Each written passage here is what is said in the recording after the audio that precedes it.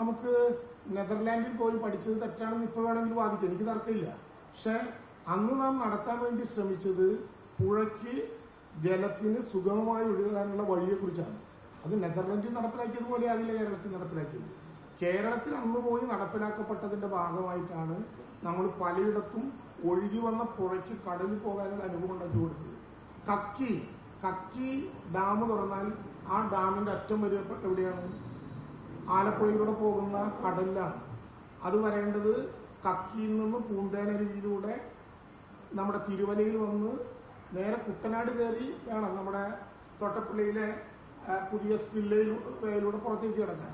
എങ്ങനെയാണ് പുഴയ്ക്ക് ഒഴുകാനുള്ള അവസരം ഉണ്ടാക്കി കൊടുക്കുക എന്ന് ആധികാരികമായി പഠിച്ച് നടപ്പിലാക്കാനുള്ള ശ്രമമാണ് നടത്തിയത്.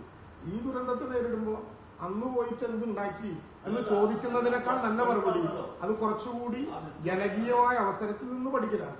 ഇനി പുതിയതായി പോകുന്നവര് നെതർലാൻഡിൽ പോകണ്ട, കാരണം അവിടെ ഉണ്ടാകുന്ന ഈ പദ്ധതി പഠിച്ച് കേരളത്തിൽ അനുഭവം ഉണ്ടാക്കിയിട്ടുണ്ട്. അല്ല, ആ അനുഭവമാണ് ഞാൻ പറഞ്ഞത്. ഇപ്പൊ കുട്ടനാടിൽ ഈ കാണുന്ന ഫ്ലഡ് ഇല്ലാത്തത് ആ വെള്ളം ഒഴുകി പോകാനുള്ള ഒരു വടി കണ്ടുപിടിച്ച് അത് തുറക്കാൻ പറ്റി എന്നുള്ളത് കൊണ്ടാണ്. അങ്ങനെ ധാരാളമായിട്ടുള്ള അനുഭവങ്ങൾ. ഉറപ്പായിട്ടുമല്ല, നേരത്തെ ഉണ്ടായിരുന്ന അനുഭവങ്ങളിൽ നിന്നും പഠിച്ചും പാഠങ്ങൾ ഉൾക്കൊണ്ടും ആ വിധത്തിലുള്ള പ്രയാസം ഇല്ലാതിരിക്കാനുള്ള ശ്രമമാണ് നടക്കുന്നത്. ഒരു കാലത്തും കാണാത്ത വിധത്തിലുള്ള ന്യൂനമർദ്ദ പാർട്ടികൾ, ഒരു കാലത്തും കാണാത്ത വിധത്തിലുള്ള പുതിയ പ്രതിഭാസങ്ങളും കേരളത്തിൽ തുടർച്ചയായിട്ടുണ്ടാകുന്നു. ആ പ്രതിഭാസങ്ങൾ കേവലം 2030 ഏത് പ്രതിഭാസം ഉണ്ടാകും എന്ന് ഇപ്പൊ പഠിക്കാനും നിർവചിക്കാനും കഴിയുന്നില്ല. അത് പുതിയ കാലത്തിന്റെ പ്രത്യേകതകളനുസരിച്ചും കാലത്തിന്റെ പ്രകൃതിയുടെ മാറ്റങ്ങൾക്കനുസരിച്ചും വരും. ആ മാറ്റങ്ങൾ ഏതെങ്കിലും ഒരു ഗവൺമെന്റിന്റെ സൃഷ്ടിയാണെന്നുള്ള അഭിപ്രായമേ ഇല്ല.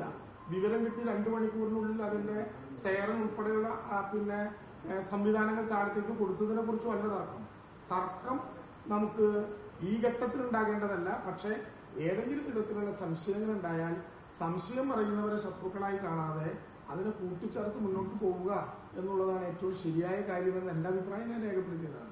അല്ലെങ്കിൽ ചൂരന്മലയിലൊക്കെ ഞങ്ങൾ എന്തെല്ലാം അഭിപ്രായം പറയേണ്ടി വന്നതിന് കൊടുക്കാത്ത ബ്രെഡ് കൂത്തതിന്റെ കഥ കേട്ടവരല്ലെങ്കിൽ സാധാരണ ആളുകൾ പറയും. ഉത്തരവാദിത്വ മണൽവാരലുമായി ബന്ധപ്പെട്ട് നേരത്തെ ഉണ്ടായിരുന്ന പ്രക്രിയകൾ തടസ്സപ്പെട്ടത് ഹരിത ട്രിബ്യൂണലിന്റെ ഒരു പ്രത്യേകമായിട്ടുള്ള ഇടപെടലിന്റെ ഭാഗമായിട്ടാണ്. ഹരിത ട്രിബ്യൂണൽ പ്രത്യേകമായ അക്രഡിറ്റേഷനുള്ള കമ്പനിയെ കൊണ്ട് ഓരോ പുഴയിലെയും മണലിന്റെ അളവും ഖനനം ചെയ്യാൻ വരുന്ന സമയവും അതിന്റെ വിശദാംശങ്ങളും സംബന്ധിച്ച് ഒരു റിപ്പോർട്ട് തയ്യാറാക്കാൻ ആവശ്യപ്പെട്ടു. 14 ജില്ലകളിലും ILDMന്റെ നേതൃത്വത്തിൽ ആ നടപടികൾ പൂർത്തീകരിച്ചു.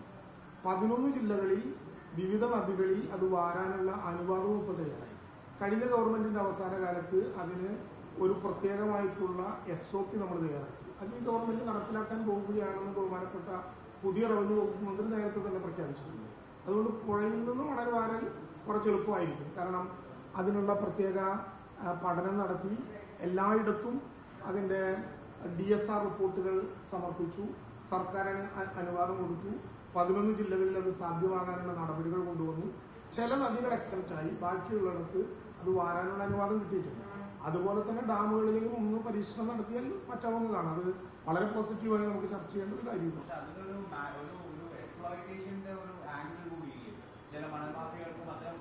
അല്ല, ഈ മണൽവാരൽ കടവു കമ്മിറ്റികളെ ബന്ധപ്പെടുത്തിക്കൊണ്ട് നടത്തിയാൽ അതൊരു ജനാധിപത്യമായ ജനകീയമായിട്ടുള്ള പ്രക്രിയ, അതായത് വളരെ സുതാര്യമായിരിക്കും. അതല്ലാതെ നേരിട്ട് ഖനനം ചെയ്യാനുള്ള നടപടിയിലേക്ക് കിടന്നാൽ അത് വലിയ മണൽ കൊള്ളയ്ക്ക് അവസരമുണ്ടാകും. അതുകൊണ്ട് ദേശീയ ഹരിത ട്രിബ്യൂണലിന്റെ അംഗീകാരം അനുസരിച്ചിട്ടുള്ള കടവ് കമ്മിറ്റികളിലൂടെ മണൽ മാറ്റുക എന്ന സംവിധാനത്തിന് ഇപ്പൊ പറ്റും. മറ്റത് വലിയ ഖനനത്തിലേക്ക് കിടന്നാൽ, വ്യവസായ വകുപ്പിനെ ഏൽപ്പിച്ച ഖനനത്തിലേക്ക് കിടന്നാൽ അത് അപകടകരമായ പ്രക്രിയയാവും. ഒന്ന് വീതം 3 നേരം വിസ്മയങ്ങളാണ് കേരളത്തിൽ പ്രഖ്യാപിക്കപ്പെട്ടുകൊണ്ടിരിക്കുന്നത്. ഈ വിസ്മയങ്ങളൊക്കെ ഒരു ഘട്ടത്തിൽ എത്തട്ടെ, എന്നിട്ട് പ്രതികരിക്കാന്ന് വിചാരിക്കുകയാണ്.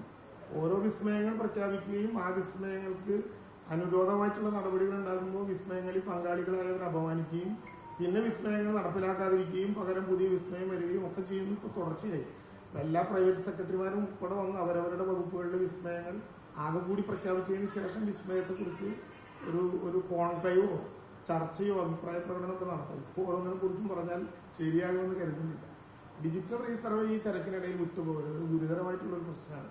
കേരളത്തിലെ ഭൂമാഫിയയ്ക്ക് കച്ചവടം ഉണ്ടാക്കി കൊടുക്കാനുള്ള ഒരു അവസരവും അനുവദിക്കാൻ പറ്റില്ല. പണം കിട്ടാനാണെങ്കിൽ പണം കിട്ടാൻ മാർഗമുണ്ട്.